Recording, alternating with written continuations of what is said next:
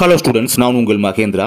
அண்ணா university நான் autonomous affiliated engineering காலேஜஸ்க்கான November December 2024 semester எக்ஸாமினேஷனுக்கான கிரேஸ் மார்க் டீடைல்ஸ் பற்றின ஒன் சப்ஜெக்ட் தான் பார்க்குறோம். Subject code number MA3391, subject name probability and statistics, question paper code number வந்து 41366.